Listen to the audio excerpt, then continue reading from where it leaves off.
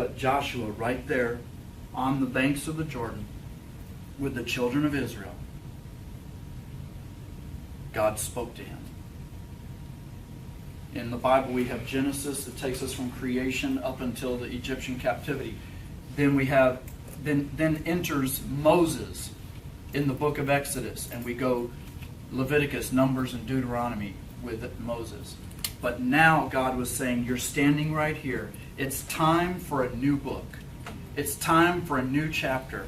And I don't know how many of you are standing on the precipice of destiny, but it's time to write a new chapter, a new destiny, to step into that destiny. It's time to write your stories. It's time to write my story. God told Joshua at the beginning of the book of Joshua, he says, Moses, my servant, is dead. In other words, God was saying, the past is dead. The past is behind you. You can't live back there. Even though the children of Israel continually said, let us return to Egypt. Life was good there. What have you done? You've left us here in the wilderness to die. We want to go where we had it good. We had homes. We had food. We had all these good things. Let us go back to bondage and slavery. But now the story was different. Because right now, they are on the verge of stepping into that destiny that they had so long heard about from their fathers, Abraham, Isaac, and Jacob. So there they are. God says, Moses, my servant, is dead.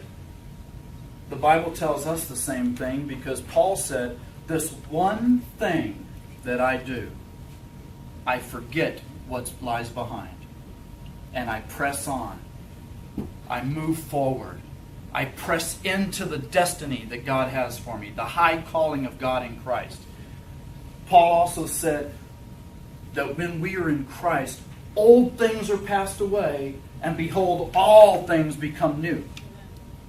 All things have become new. Because at that point, when we have an encounter with Jesus, we are standing on the precipice of destiny, ready to walk into what God has for us.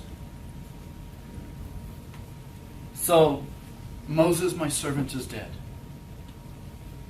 But you, Joshua, you and all of these people, get up, rise up. It's time to rise up.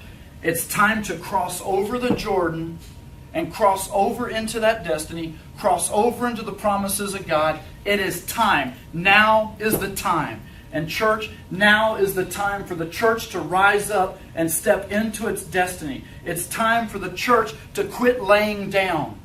It's time for the church to quit sitting in the pews and get out into the streets and do what the Lord called us to do, which is to proclaim the kingdom, heal the sick, raise the dead, cast out demons, cleanse the lepers. Freely we've received, freely we give. It's time. It's time for the church to rise up. So the Lord told Joshua, rise up and cross over.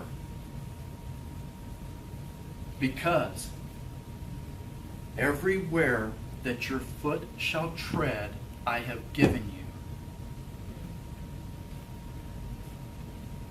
Those are some powerful words. Those are some really powerful words. It's time for the church in America to rise up and take ground. Take back what the enemy has stolen from us. It's time that we step into that destiny. It's time that we go in there and we occupy the land that God has promised us. This land, this nation was founded on godly principles. And today, the Philistines are occupying this land. The Canaanites are occupying this land. So it's time for the church to take this nation back and to fulfill its destiny in this nation.